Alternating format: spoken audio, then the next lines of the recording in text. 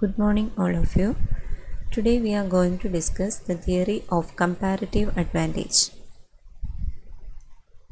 In the last week, we have discussed the theory of absolute advantage put forward by Adam Smith. Let us just recall the important points of the theory of absolute advantage before moving on to the new theory. To Adam Smith, absolute cost advantage is a necessary condition for two nations to gain from trade. As per the theory, for the world to benefit from trade, each nation must have a good that it is absolutely more efficient in producing than its trading partner.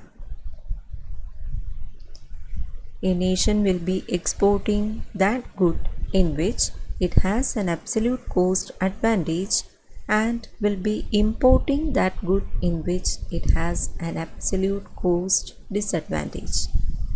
So the main requirement in the theory was that every nation should enjoy an absolute cost advantage in at least one good. Then only international trade can happen. That was the important point put forward by the absolute cost advantage theory. In a two-nation, two-product world, international trade and specialization will be beneficial only if one nation has an absolute cost advantage in one good and the other nation has an absolute cost advantage in the other good. We have illustrated the theory with an example, and in our example, country A was efficient in producing X and country B was efficient in producing Y. Thus, mutually beneficial trade occurred between A and B, and the theory clearly stated that the basis of the trade was the absolute cost difference. So, this is in essence the subject matter of absolute advantage theory put forward by Adam Smith. So, every nation should enjoy an absolute cost advantage in at least one good. Then only trade can happen. Now, let us see the criticism of this absolute cost advantage theory. The theory stated that absolute cost advantage is a necessary pre-requirement for international trade. Now you just think, what happens if a nation is more efficient than its trading partner in the production of all goods? Can trade take place in such a situation? If in a particular context it is found that one nation is having absolute advantage in the production of all goods and the second nation is on the other side, it is facing absolute disadvantage. In that case, is it possible to start trading activity? Or is there any scope for international trade in such a scenario? That is the question. Here,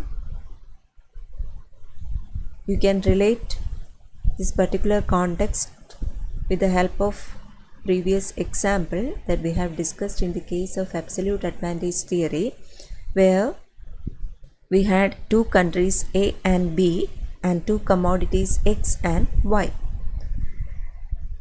There we saw that the country A is efficient in the production of X and country B is efficient in the production of Y. In that case, A will concentrate in the production of A will concentrate in the production of X and B will concentrate in the production of Y. So, mutual trade can happen. Now, we are dealing with a different situation. Here again we have two countries A and B and two commodities X and Y, but the difference is that A is having absolute advantage in both X and Y. A can produce both X and Y at a lesser cost, or they are more efficient in the production of both commodities, while country B is inefficient in the production of both X and Y. This is the context, or this is the situation. Is there any possibility for trade between these two nations? That is between A and B. A is efficient in the production of both commodities and B is inefficient in the production of both commodities. Is there any possibility for international trade to happen between these two nations? When you think from the part of absolute advantage theory, or if you stick on to absolute advantage theory, the answer is no. There is no possibility for international trade. Absolute advantage theory cannot explain the basis of trade in such a situation. We know that the precondition or the requirement for trade according to absolute advantage theory was that each nation should have at least one commodity in which they are enjoying absolute advantage. That condition is not met here. So the theory is a failure in explaining the basis of trade in such situations. When a particular nation is having absolute advantage in both commodities and the other nation is having absolute disadvantage in producing both commodities, then in that situation, according to absolute advantage theory, trade cannot happen. So, absolute advantage theory is a failure in explaining international trade in this new scenario.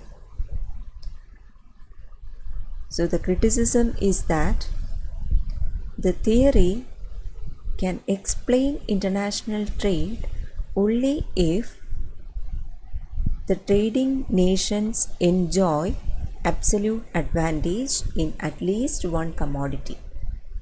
In other cases, the theory is a failure. The theory can't explain the context of international trade. Another criticism is that, which is the extension of the same point, absolute advantage can explain only a very small part of world trade.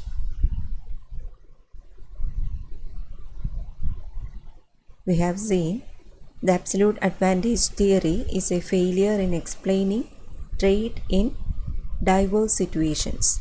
So, the theory can explain only a very small part of international trade. Another one, most of the world trade, especially the trade among developed countries, could not be explained by the theory simply because of the reason stated above. That is, in contexts where nations are found to be efficient in the production of more commodities, the absolute advantage theory cannot explain the basis of trade. And we know that in today's world, most of the developed economies are efficient in the production of more than one commodity. So, the theory can't provide an explanation for international trade in such a scenario. So, that is the limitation of absolute advantage theory. It is in this gap we are going to introduce the new theory, that is comparative advantage theory.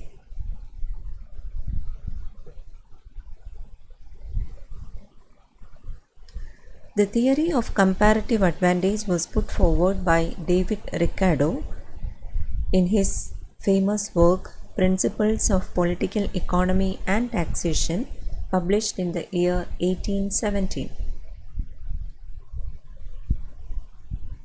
The theory of comparative advantage is an advancement over the theory of absolute advantage. Here, he moves one step further and proved that absolute cost advantage is not a necessary condition for two nations to gain from trade. This is the important point. Absolute cost advantage is not a necessary condition for trade to happen. That was the point stressed by David Ricardo. If a country has absolute advantage in producing both the goods, still gains from trade can take place between two countries.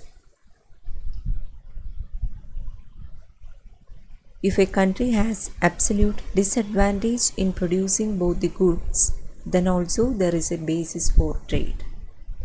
So the problem is resolved. The new scenario that we have discussed earlier can be explained with the help of comparative advantage theory. So according to comparative advantage theory, even if a nation is having absolute advantage in the production of all commodities and another nation is having absolute disadvantage in the production of all commodities, even then there is a possibility for trade. That possibility is explored by the theory of comparative advantage.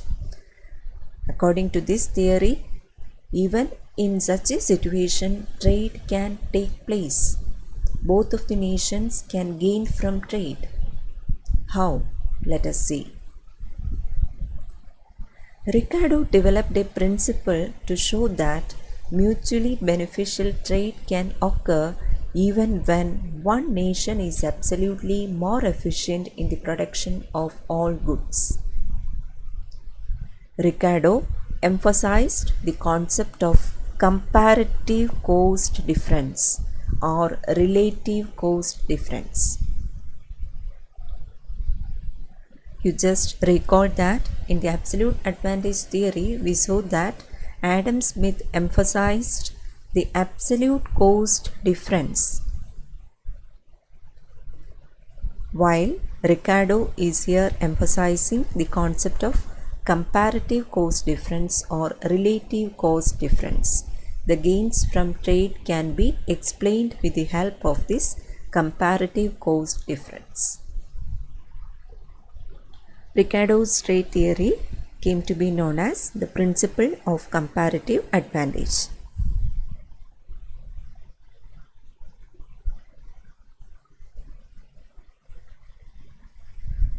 The theory can be explained in detail in the next video. Thanks for listening.